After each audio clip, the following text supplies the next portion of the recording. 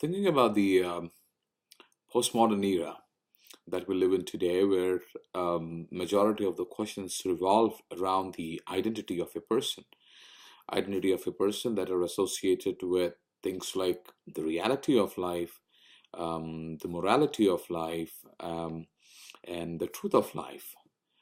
And with people like um, Nietzsche and Einstein, we understand, in fact, that their ideologies were lately turned into the relativistic ideologies that are associated with the philosophy of life. So, the question again is, who would define what is right or wrong? I mean, how would you define? Because everything is so relative. What is true to the others isn't true to you, and what is true to you isn't true to the others. So we really struggle with this point on how we would take the message of Christianity to the world that has very well engaged in this new culture of a period of time called postmodernism. Like Bible itself has a different cultures.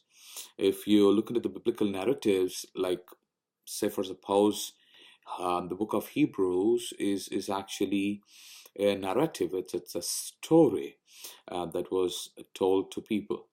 But just moving before the time of Hebrews, we find Romans.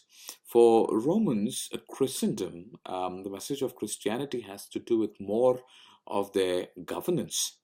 And before Romans, when we look at uh, the Greek mythology, I mean, for those people, Christianity is more about philosophy. I mean, they had more interest not about what gospel is, not about the historicity of Jesus Christ, but it is more about the philosophical ideologies of Christianity. Say, for suppose, it has to deal with who Jesus Christ is. I mean, his divinity and his humanity. Is he fully God? Is he fully man? If he's God, how is that he's is human? And if he's human, how is that he's God? He cannot be God, he cannot be human. But I mean, again, within philosophy, we find the Greek philosophers addressing those questions of Christianity. And lately, in the period of enlightenment, in the period um, of modernism, when people have really moved away from the traditional beliefs and has really made rational thinking the basis for their belief, I think Christianity was more or less turned into a belief of science, a belief of a science, meaning like rationality. And in addition to that, we find the aesthetics, the importance of aesthetics in Christendom. For if you look at the European civilizations, if you look at how Christianity was propagated, they had enormous interest in art, music, literature, architecture, and so on and so forth.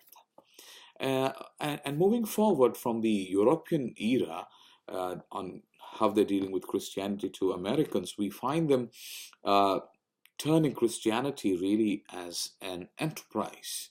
So, like one of the biggest developments in the 21st century are the mega churches. Like they're more or less like corporations. They have annual budgets where would they would devise on how they would spend, where they would spend, how they would actually earn what they were supposed to earn.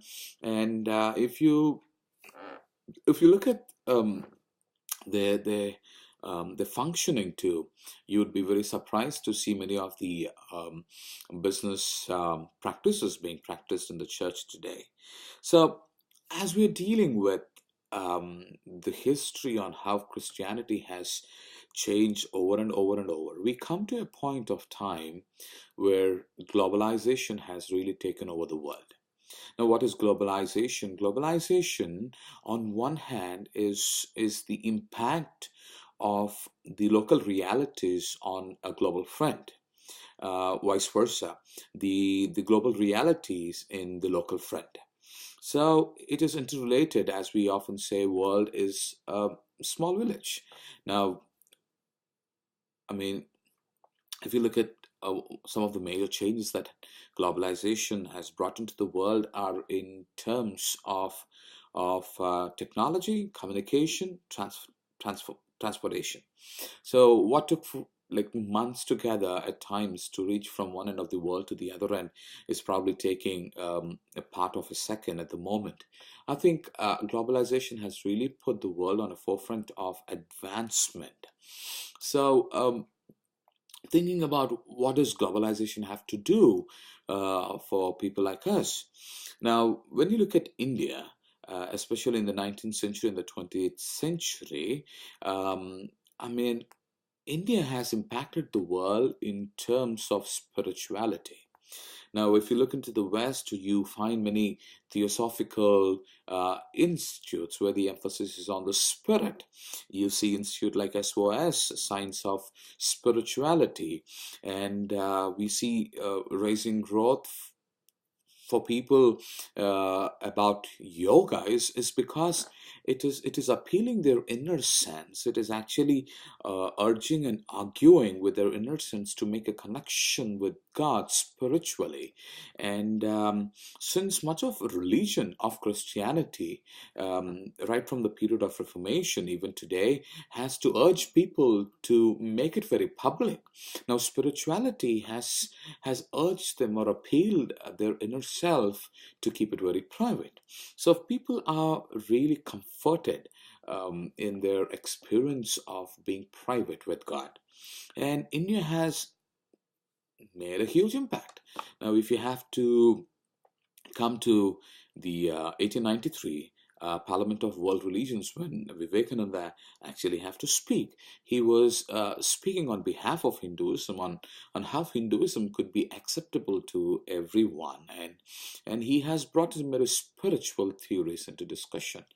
But it is very surprising to learn actually much of the Indian spiritual philosophy is actually not born in India, especially when we're talking about the 19th century and the 20th century, but it is the reflection of the Greek philosophy of spirituality that has impacted India. Now, people like Annie Besant, who had a lot of interest in spirituality, moved to the East, and there are many people as such. But it is actually the German philosophy that has impacted the spirituality in India, and in return, it is India at this moment of time in the period of globalization that is impacting the world in terms of spirituality. So, what does this have to do? Now, we are impacted in every way around. Now, we are talking about a period of time that we live philosophically. Now, philosophy, as we understand, has to deal with the subjects of learning ourselves in terms of the environment that's around us. Now, philosophy has moved drastically from the time of Reformation to this day. Like we find the age of enlightenment, and then we find the age of the period of modernism, and then today we find what is being called as postmodernism, and there are also people who are calling it as hypermodernism. Now, when you look at people like Einstein, his theories, though they were very scientific, people were so quick to it that they actually made the sciences of relativity, that he has actually spoken about the specific reality and the general specific relativity and the general relativity. They have more or less made it parallel to the beliefs of truth.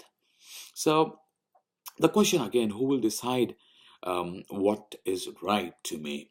And as Dr. Rick Richardson says, I mean, the battleground in postmodernism is about the identity. Now, who has the right to tell me who I am? Who tells me that I'm a male? Who tells me that I'm a female? Who tells me that I should be a male? Who tells me that I should be a female?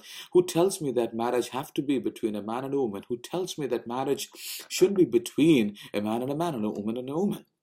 You're with me. Who tells me that there is only one religion? Who tells me that there is only one true religion? Why is that I have to explicitly believe in the beliefs of Christianity? Why is that I need to believe in something called as heaven and hell when I do not find proof and evidences of it? So the battle is about who tells me who I am. The battle is about who tells me what I am. And people are in the I mean, people are in the constant conquest of learning who they are. They wanted to know who they are, and they're finding difficulties with the identity of self. And mm, that's where people are making their own reality. So the ideology of postmodernism is like, I will decide what is right to me, and I will pretty much make my own curry. I will pretty much make my own pasta. I mean, who was someone to decide me what I do with what I wanted to do? And people have really come up with the ideologies of their own truth. So the greatest distorted actions of the postmodernism is the distortion of the word truth. Now, truth is absolute, truth cannot be relative. Now, when truth is absolute, and when people do not believe in the absolutes of truth, how would you propagate the message of truth? So, I think that's where my whole like my conversation with myself is coming to, on how would you engage the people of the world who wouldn't believe in the absolutes of truth. And I think that's where church need to rethink about on how they would do theology. Now, contextualization, globalizing theology, these are some of the prominent words that we get to hear in this postmodern era. I think postmodernism has really has shaken the roots of Christendom, not in terms of the roots in Scripture, not in terms of the fundamentals of the faith, but has really shaken the roots on how you would do theology. So, to my thought, how would I do theology for a person who is coming from India? Now, do I consider India postmodern? Well, many people would say India isn't postmodern. Now, when you look into the rural India isn't postmodern. Rural India is still very Indian, with the evil of caste still taking the minds of people, and people pondering upon their own identity or the pride that they take in the reality of the pride that caste offers them. But however, with globalization, which actually has to caution us, is the moment could be so quick.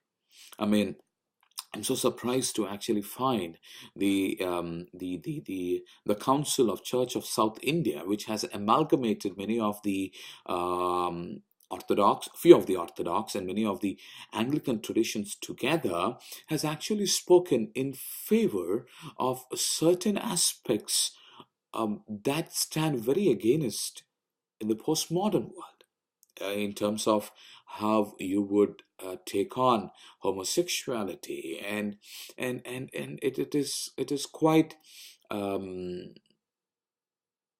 bereaving to know that um, traditions like the Church of South India would have a stand or a stance as such. So we would really need to think on how you would take the message of Christendom to people. What are the means and methodologies of how you would really appeal to the minds of Indians? Now, today, Indians are sharp thinkers.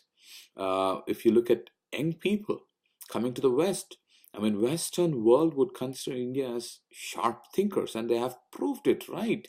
Now, when majority of the top companies that you get to see today in the West are being actually run by many Indians, the reason is they're sharp thinkers. They're very rational. They're very sharp. They have enlightened minds. They're very philosophical in nature, coming from the East. Now, how would you address these people? Wouldn't postmodernism take over them? Absolutely yes. So, how would you work? I'll talk about the rest in the next. And this is just me talking to myself from what I've learned. Thank you.